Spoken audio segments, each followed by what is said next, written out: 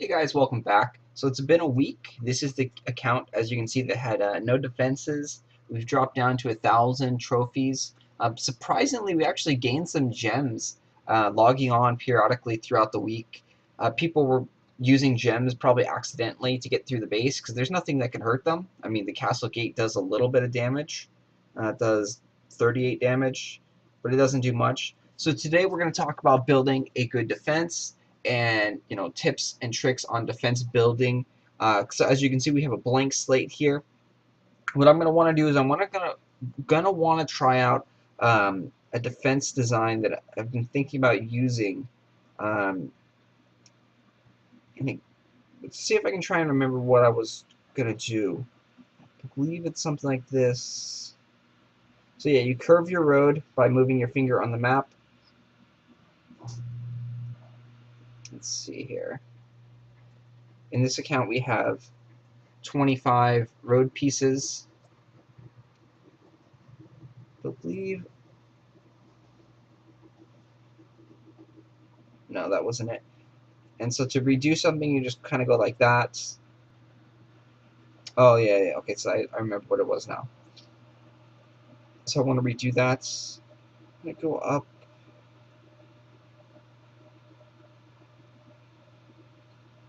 I believe it was something like this.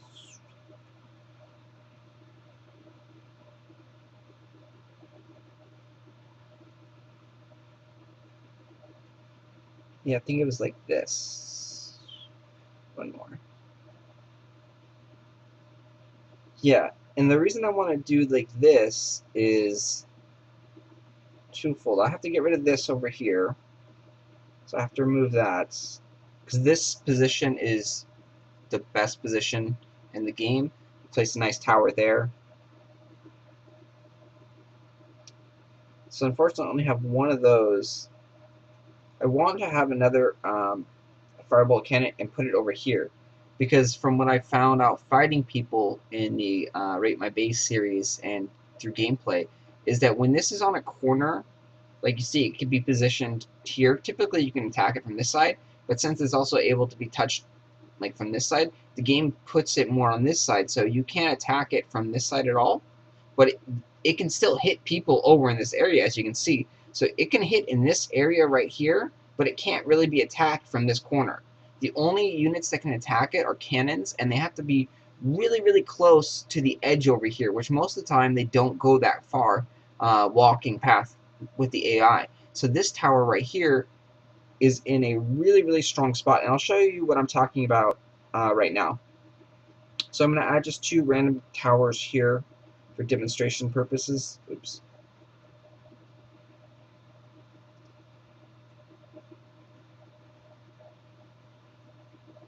Okay, so we're going to go and attack that corner. So you would think that I'd be able to attack the Firebolt cannon on the side right there. Bring out my troops. You can see I can see it. I can't touch it, but you can see it still hits me. I'm getting wasted by the Firebolt cannon, and I can't. It's off the screen. I can't see it. So that position is even stronger than the one in the corner over there, because anything that's remotely close to these towers over here is getting wasted by the Firebolt Tower. So here, cannons. So the cannon, it comes over there, and it does. And two cannons are able to take it out, but they had to come very close to the thing, to the wall here.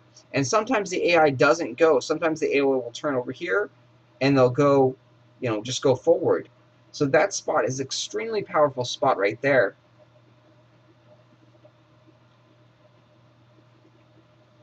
So that's what I wanted to do. I wanted to show you that. So we're going to retreat since there's nothing else left in our base. So we're going to go ahead and try and use this design right here. I'm going to start farming to get another Firebolt cannon. I need to get 1.5 million gold. And then so I can put it in this corner over here. For now, I'm going to put a bomb tower there, just as a placeholder.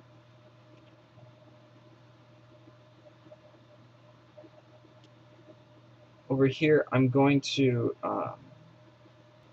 Gargoyle Tower here.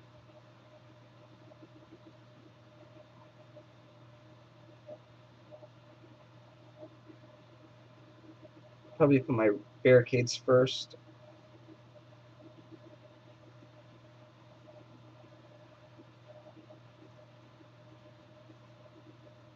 So I'm trying to position my barricades separate from each other so they can't really get attacked. There's nowhere I can do to put this one. If I put it there, it can get double burned.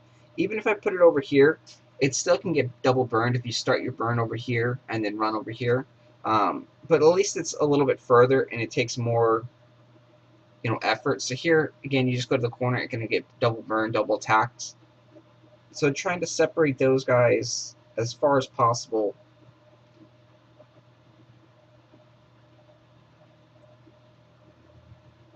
Oops.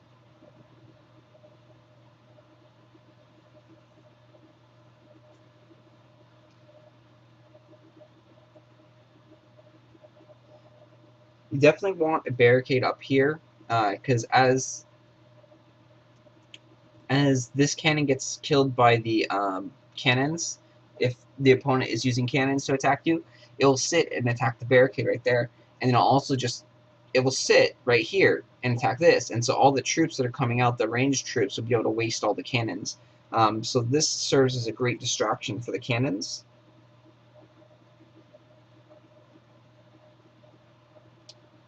Can do. So we're all out of steel barricades. Let's see if we have any wooden ones.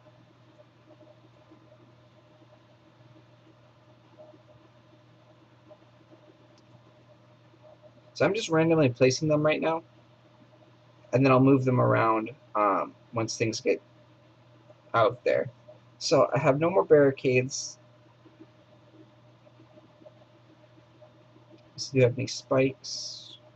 I do have spikes.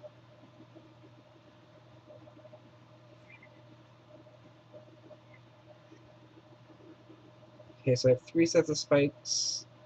I'll probably want to be building another barricade, but my first priority is to get another firebolt cannon right here.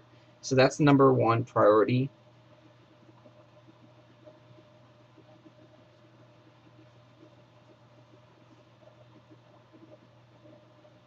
So you don't want your spikes bunched up together like this. It's a very, very bad design to have your spikes all together. So we're going to separate these out. Spikes in front of a barricade are pretty good, especially in the beginning when you summon lots of troops. As long as they don't summon a cannon, because the cannon will sit back and shoot them. But if they summon a bunch of knights, the spikes will work really effectively against all the knights. They'll do tons of damage to the knights. But actually, in the very first one, like right there, your hero will use all its spells and probably kill it. So you probably don't want to have too many things up in the very, very beginning.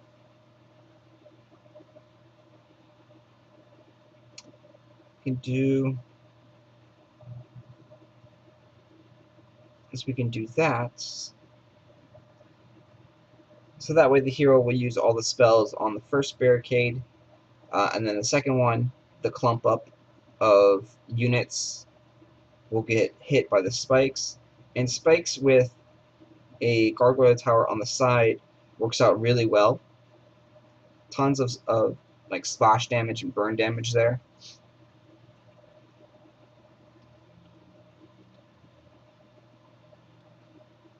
We can put an arrow tower over here.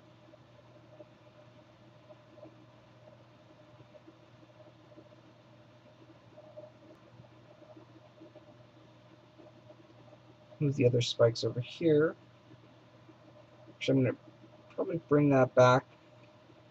See, I wish this one was available here, but it's not. That's probably the next thing I want to clear out. But we'll see.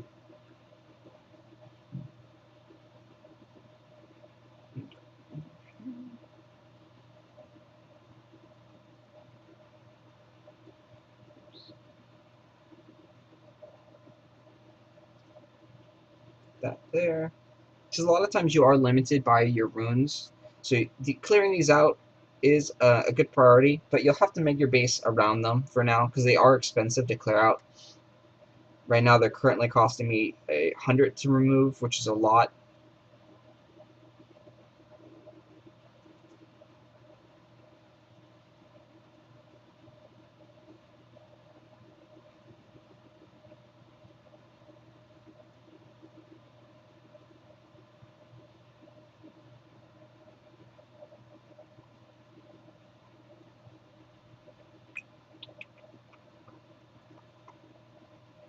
Let's see. So we still have 8 more tower placements. I know we want to have some up here.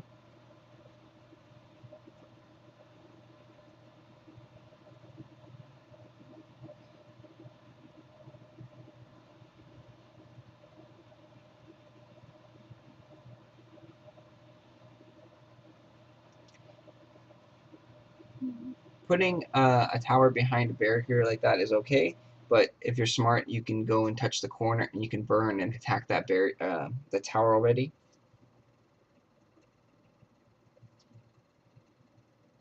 So everyone wants to attack on the corners so they can do more AoE damage with their spells. If you attack like over here, you won't be able to hit this tower.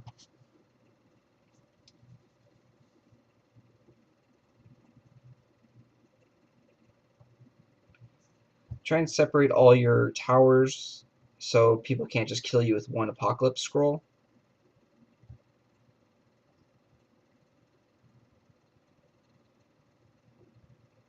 I personally like using a lot of arrow towers still at this level of the game. And the reason being is that it will constantly damage your hero, and so he won't be able to regenerate.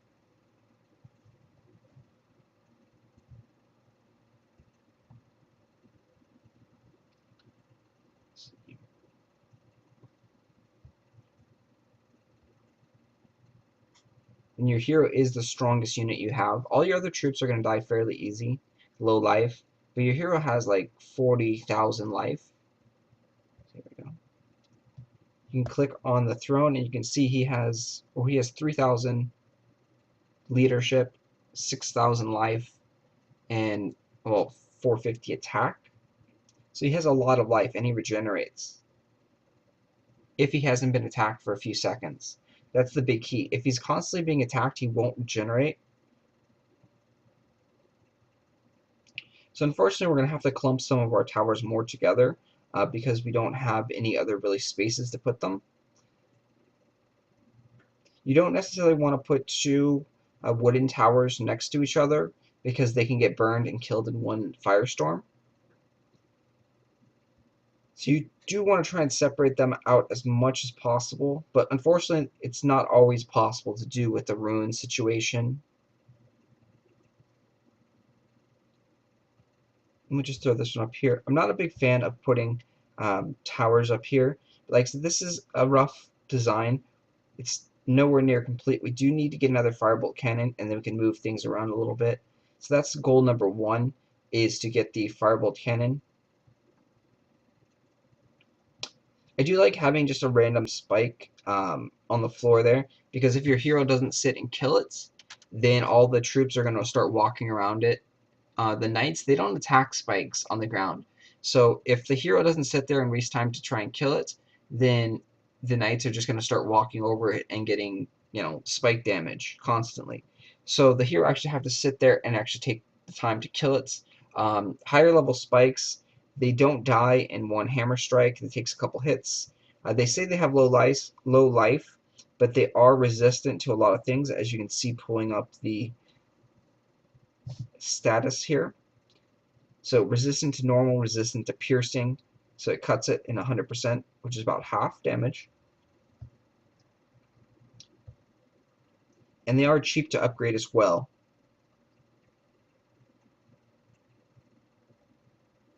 So now we're going to work on our castle guard. We have no troops in here. So this is the most important part of your defense, is a good army selection. Paladins are huge meat shields. They have tons and tons of life. The first wave typically should be a lot of paladins, because the game starts the first wave out like right here or right here. It starts it out very close to the opponent, so they're going to be coming and you'll see what I'm talking about here. We'll go and attack ourselves, and you'll see where the first wave is placed on the little mini map. So the first wave is right there. So we move up just a little bit, we burn this, and by the time we kill that, we're already faced with our first wave of troops. So that works out pretty well right there, because my Firestorm was used on the first barricade, and now I'm stuck here fighting an army of paladins. And you can see all my knights are getting burned, so that worked out as I expected, and most of them died right there. So that's why it's good to bring out cannons in the beginning. That definitely worked out like I wanted it to. So the first batch, typically you want to have a bunch of knights, but it also depends on your base layout a lot. But typically, or I should say paladins, not knights. Paladins have tons of life, they can absorb things, they have a lot of resistances. Very, very strong unit for defense. So the second and third and fourth waves going forward, you want to have a lot of ranged troops. So we have a lot of fire damage already. So I'm going to actually throw a Froster in there. And I'm going to throw a Mortar.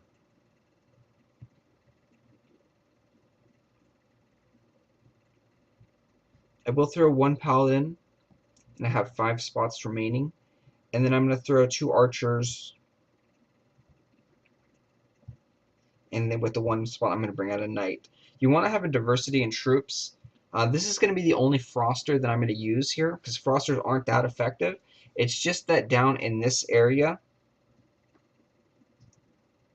down here, I have a lot of fire damage, and so they're going to be burned. All these things are hitting fire damage and burning the units, so having a Pyromancer there won't do anything really. They're already burned, they're already on fire, so they can't take any more fire damage. But I do want to have some more ranged attacks. A Froster slowing them down will help a little bit. And so this is where the troops are going to be fighting at. Because you saw the first batch of troops, we fought right around here. The second batch will be coming up, and they'll be slowly. So if I can't kill these quick enough, the second batch will be right around here, and they'll be shooting from a distance over here. So that's why I want ranged troops.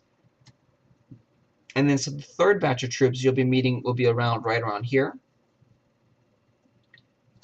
So the third group will do more paladins and such, because you can see there's not a really good area for range troops there.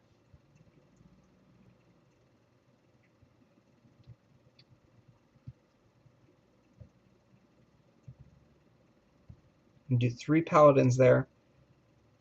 I do like always adding a mortar for the most part to the setup. And then we'll add 2 knights here.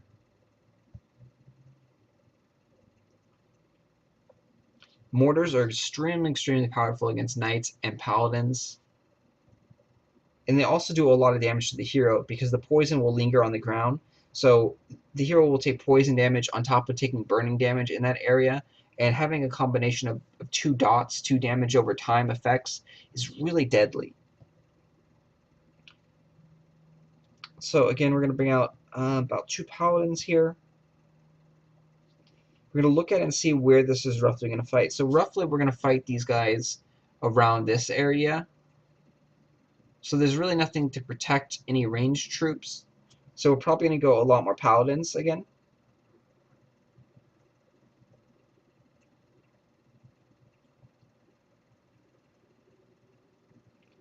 So do 3 paladins. And this is where we'll start bringing out our blasters. An R blaster, an archer, and a knight. So we did a decent amount of paladins, so they can be the meat shield. They can be the blocking units for the ranged troops. The waves going forward here, it's going to be mainly all ranged troops, because we're going to now start getting into the end of the base.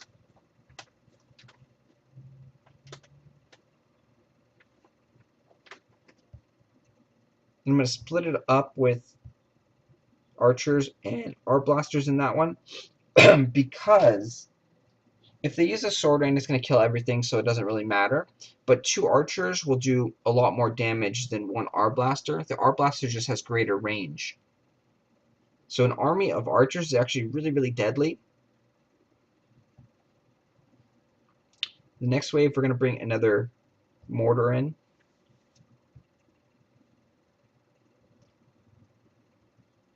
And then we'll go back with Arblaster. We'll bring a Pyromancer in since it should be towards the end there. And we have 3 spots left, so we're going to bring out some Knights. So we can have a more rounded out effect. That wave of troop will be somewhere around here, typically. But they do vary, depends on how quickly you get past each section. So I believe we have 1 or 2 more waves of troops left. And then the cool thing is that they keep recycling. So again, we'll bring out 1 paladin here.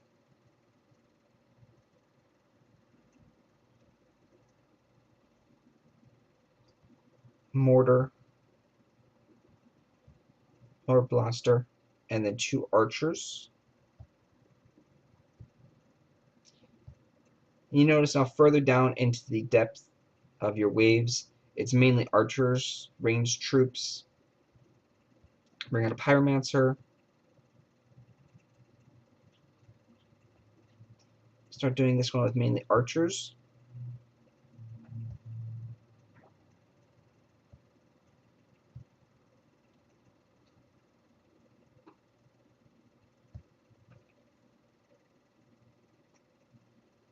And the reason behind this one, I want to show you how strong a whole group of archers is. And that one will typically either be around here or around here. So as long as your hero doesn't have the sword rain ability up, he won't be able to kill them all in one shot. And even if he does, he's going to take some damage because they shoot very, very quickly.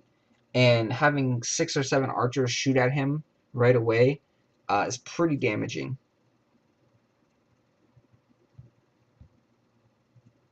And so that's going to do it. So we're going to go ahead and run through our base here and try and attack it. See how it works out, how efficient. We're going to use cannons, knights, and we'll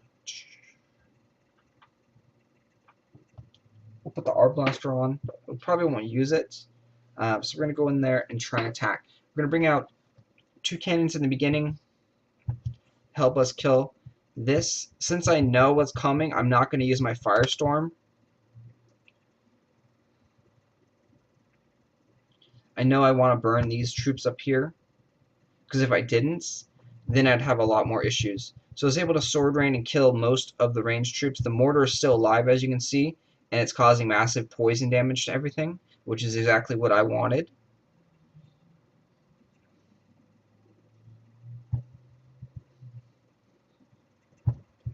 And the thing is, it doesn't even really matter how quickly you take out the mortar, because the poison damage still lingers on the ground. So the mortars are extremely, extremely powerful. Hero's almost dead now. You can see the cannons are having issues trying to attack the Firebolt cannon, and it pretty much took out 2 or 3 of my cannons over there.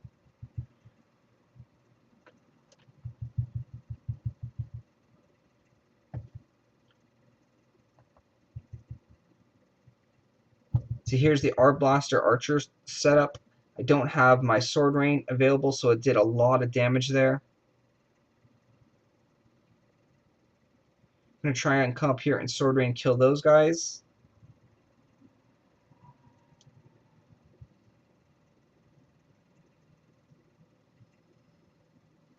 Can't move forward because my hero will get poisoned from the mortar. So I just have to sit here and wait. I was able to take out some of the archers, not everything. So you can see I'm pretty much all by myself now. The archers and ranged troops are killing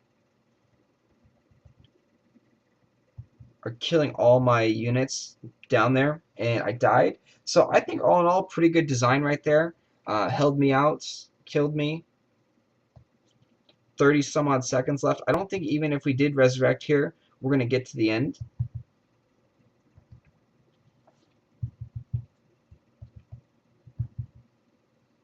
Yeah, we're not going to get to the gate even with resurrecting. So all in all, this worked out pretty well for me, defense-wise.